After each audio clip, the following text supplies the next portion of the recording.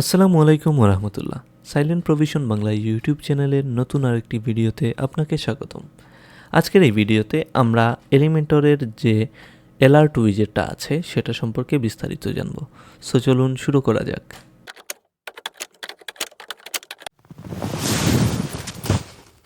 তো অ্যালার্ট উইজেটটা সম্পর্কে সম্পূর্ণ বিস্তারিত জানতে হলে প্রথমেই আমাদেরকে অ্যাজ ইউজুয়াল অ্যালার্ট যে উইজেটটা আছে হাতের বাম পাশ থেকে সেই উইজেটটাকে আমরা ড্র্যাগ এন্ড ড্রপ করে এনে এখানে ছেড়ে দিব। দেন এখানে দেখতেই পারতেছেন এই যে অ্যালার্টটা আছে, এই অ্যালার্টের টাইপ যেটা আছে এটা ইনফো নাকি সাকসেস নাকি ওয়ার্নিং, কোন ধরনের আপনি অ্যালার্ট দিতে চাচ্ছেন আর কি ইউজারের কাছে সেটা আপনি এখান থেকে ডিফাইন করে দিতে পারবেন। এই যে দেখতে পারতেছেন আপনারা বিভিন্ন ধরনের ওয়েবসাইটে গেলে এটা যদি আমরা বাই ডিফল্ট একটা চেঞ্জেস দেখাই, আপনারা যদি জানতে চান এটার চেঞ্জেসটা যদি একটু দেখেন বুঝবেন অ্যালার্টটা আসলে কোন কাজে ব্যবহৃত হয়।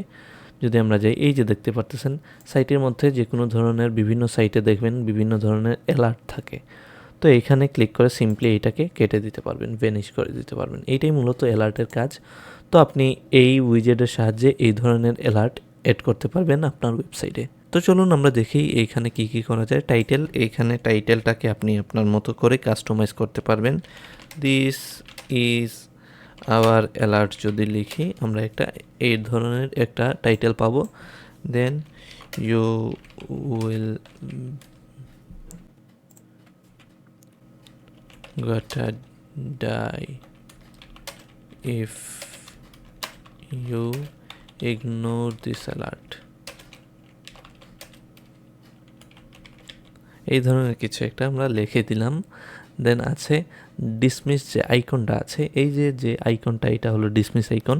এটাকে যদি আপনি শো করাতে চান এখানে শো করাতে পারবেন, যদি হাইড করাতে চান এখানে হাইডে ক্লিক করলে দেখবেন এখানে এই যে ডিসমিস আইকনটা ছিল এটাকে আর ভিজিবল মানে পাওয়া যাচ্ছে না।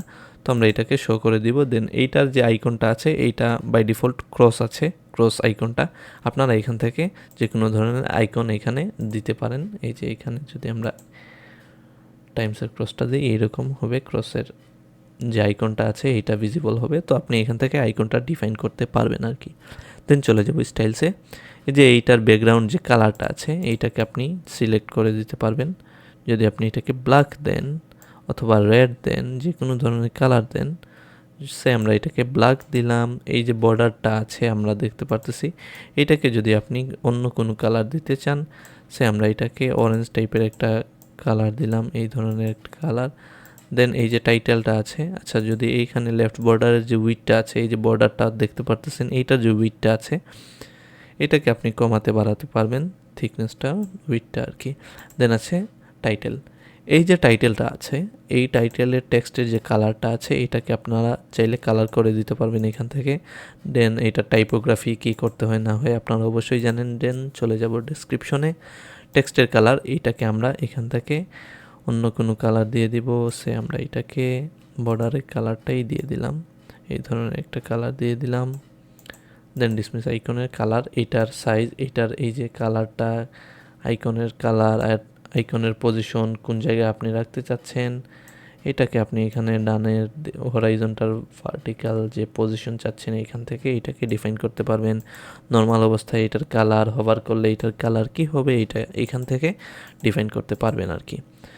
তারপর আমরা যদি আপডেটে ক্লিক করি আমাদের অ্যালার্টটা দেখব আপডেট হয়েছে কি না। আমরা যদি আমাদের সাইটে যাই আপডেটের পর দেখবো এখানে অ্যালার্টটা শো হচ্ছে কিন্তু যেভাবে আমরা ডিজাইন করেছিলাম। দেন এখানে যদি আমরা ক্লিক করি দেখবো এইখানে আমরা এইখানে এইটা চেঞ্জেস দেখেছি, অ্যালার্টের যে চেঞ্জেসটা। তো এই ছিল মূলত এলিমেন্টরের অ্যালার্ট উইজেট।